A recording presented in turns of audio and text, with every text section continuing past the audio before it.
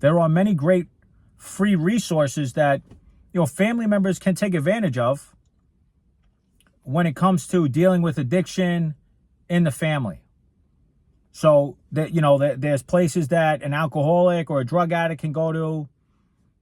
Whether you have another addiction, you can go somewhere where there's a community of people to help you and support you, and I fully encourage that. For family members, there's another place you can go and talk to how to, talk to members that, have to learn how to live with somebody who is abusing alcohol or drugs or, is dealing with some form of another addiction. And those are great outlets, and it's always good to have as many people in your corner as you can have, to help you on your journey. Because, when it comes to addiction within the family, it's deep, it's painful, there's a lot of hurt, and we need the help, any help we can get. But just keep in mind that, you're not forced to go to those, places.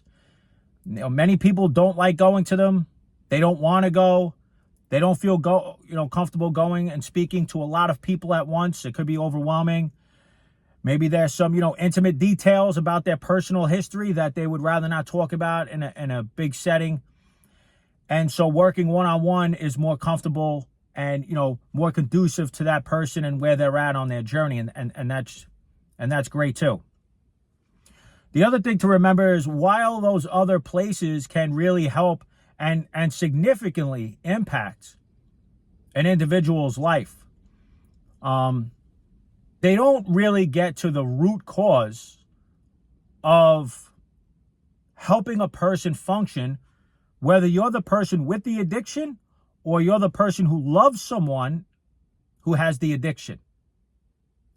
They help in many different ways, but the work I'm talking about, it goes to another layer that those other places will not get to.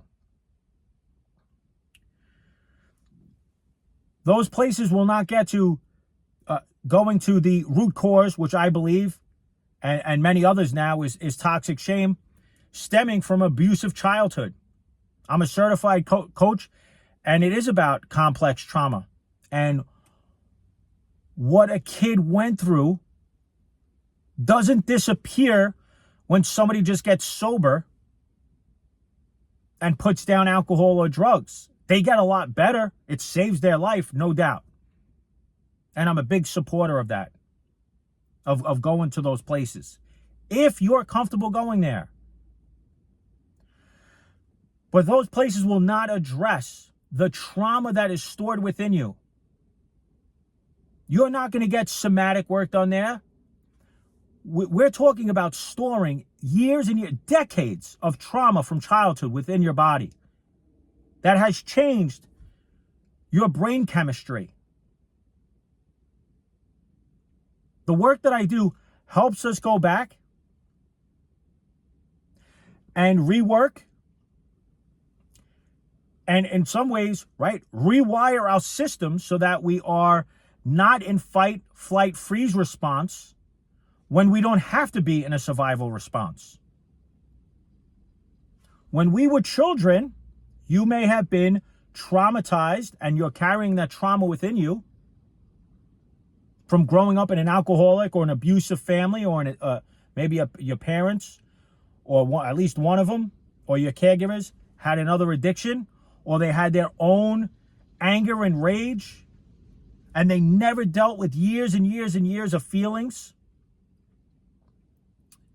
They just learned unhealthy ways to deal with it, whether that's through overworking or, unhealthy eating habits, not taking care of themselves physically, control,